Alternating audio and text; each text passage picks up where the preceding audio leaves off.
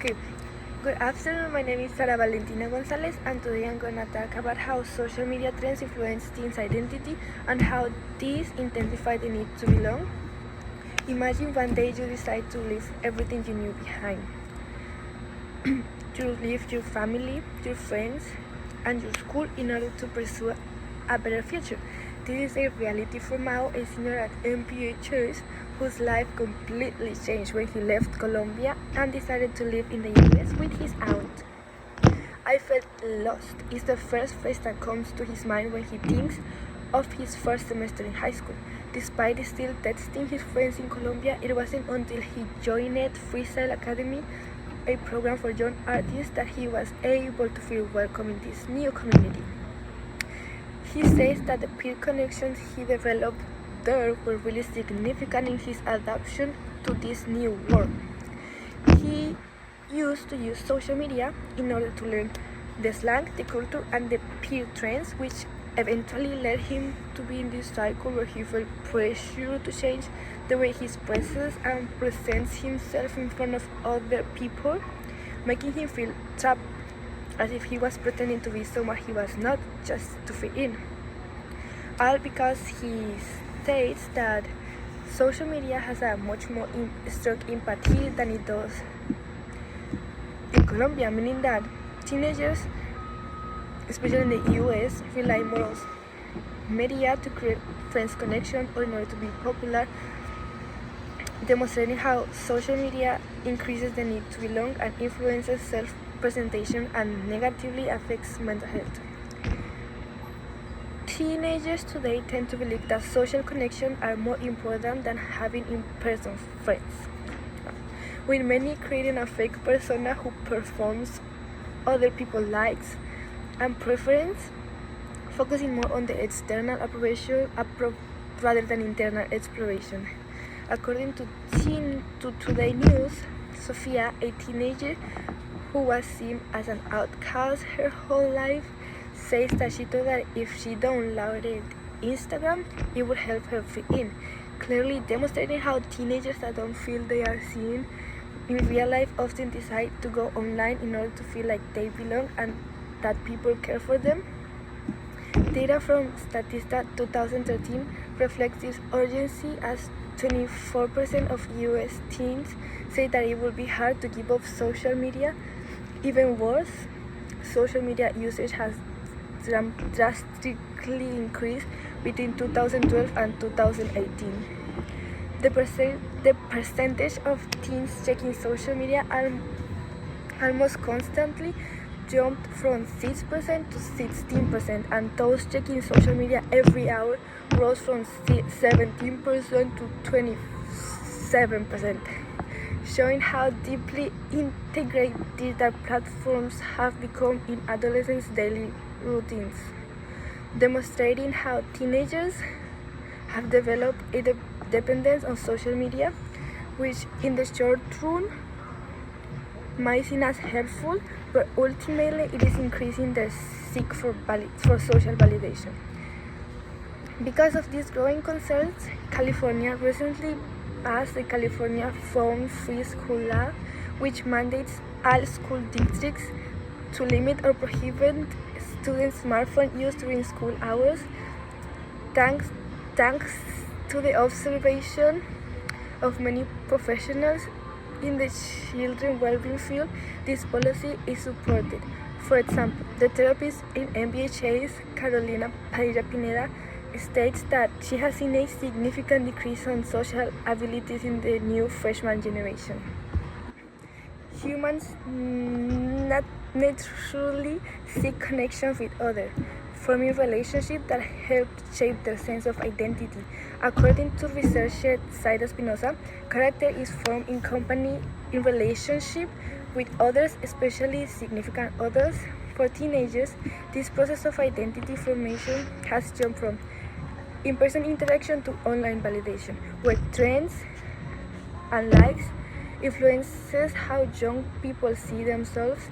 While it is true that these platforms can help students create relationships, they more often create the pressure to conform to peer norms rather than explore explore personal values.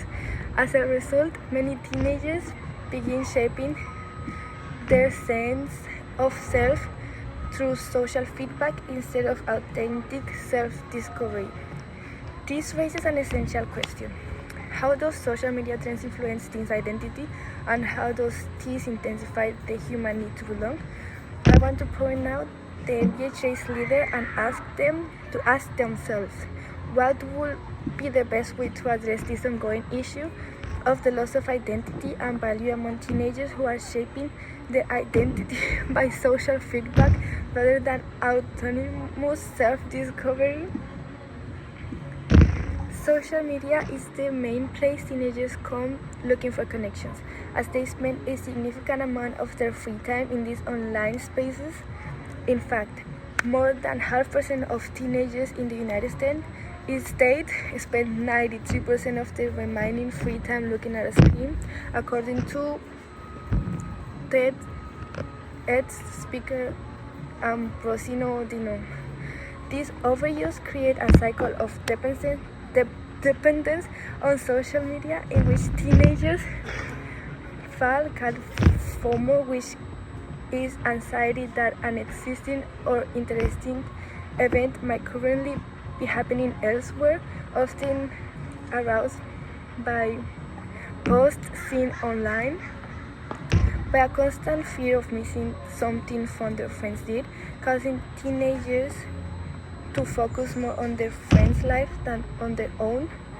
Since being in this online presence gives a sense of tranquility, social media becomes a space for temporary escape from all the real-life struggles. According to Researcher Center Children's Wisconsin, a lot of teens facing challenge with depression and anxiety, and they are able to connect. As a result, teenagers began to focus more on their friends' lives than on their own experience. Over time, this constant comparison pushes teenagers to rely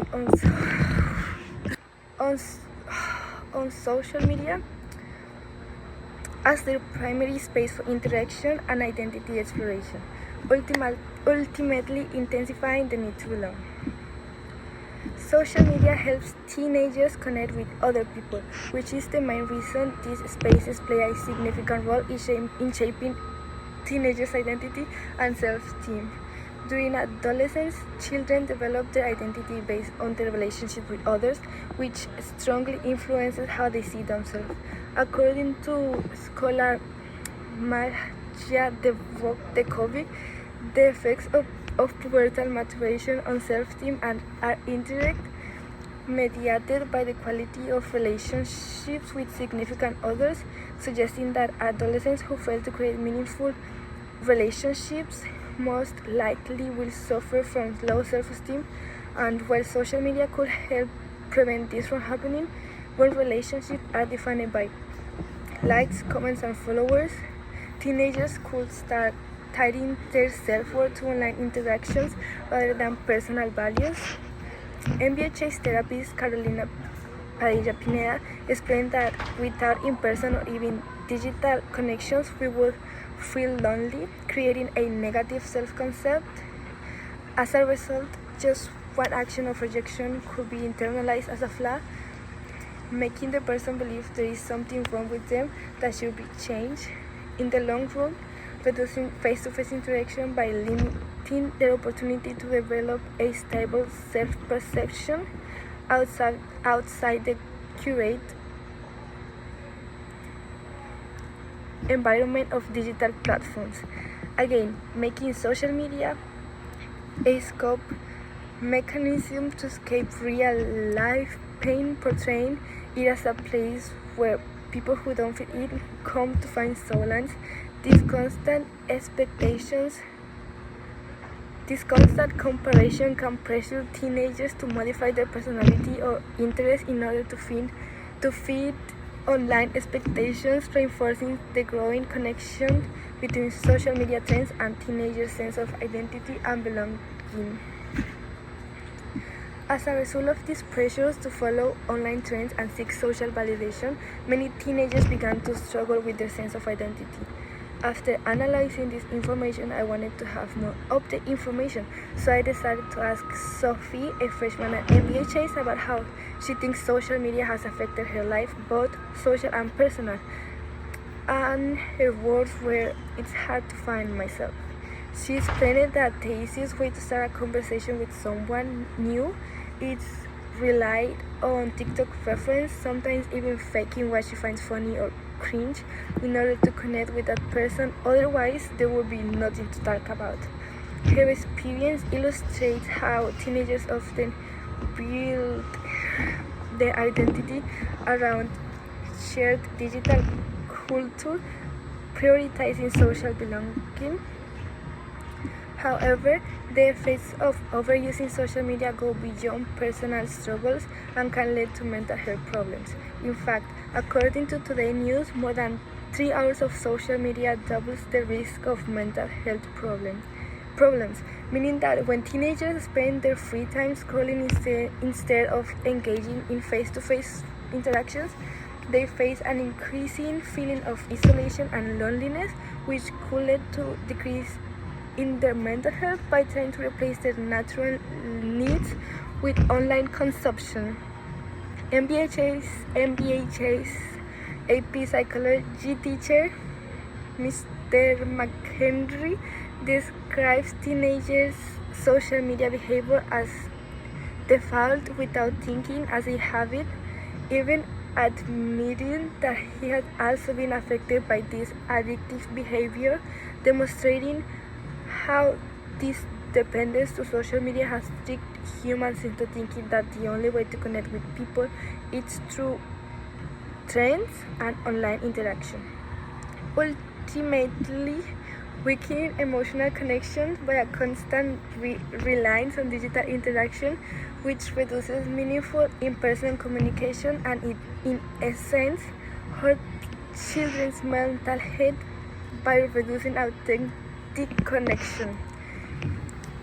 As teenagers start to shape their identity by what is popular instead of personal values, they fall into conformity to group norms, because of the fear of exclusion, damaging teenagers' mental health as this constant screen obsession causes them to have a shorter attention span, according to AP psychologist teacher McHenry, affecting their ability to create and maintain relationships since they can't focus on something or someone for more than 6 minutes, ultimately weakening genuine relationships and emotional support.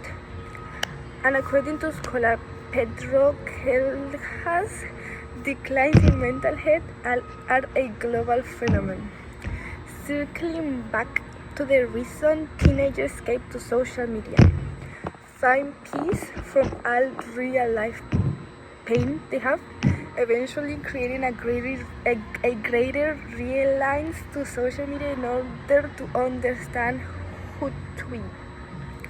As shaping one's identity in what is popular requires constant monitor of digital spaces to remain relevant, this creates an identity distress, making teens feel pressure to perform an idealized identity as validation becomes tied to likes, views, and external admiration, slowly forgetting about your personal values because, according to therapist Carolina Padilla Pineda, likes and comments act as a public scorecard, influencing what teenagers identify as cool or working, ultimately tying self-worth to online external approbation and comparison, making the cycle go back to identity being shaped by what is popular instead of personal values.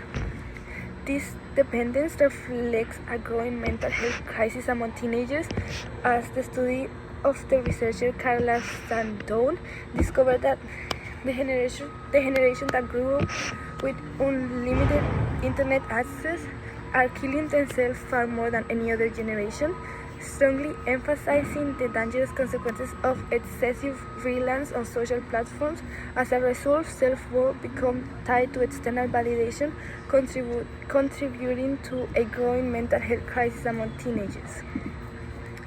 One solution is to implement media literacy programs in school, like the hypermedia program, which helps students understand how social media affects them. According to Wardani, target early prevention is needed for population at high risk, and those with internet addiction should receive treatment. Media literacy teaches students to recognize unhealthy digital habits and how algorithms and notifications influence them, and why comparison on social media affects their self-esteem. Scholarly Pedro Vito also explained that tweens are very critical and smart consumers of digital technologies. This shows that when teens learn how social media works, they can make more informed decisions. Students who participate in awareness programs have shared that they realized that they were in a toxic relationship with their phone and changed their habit. After reflecting on their habits, they reduced screen time and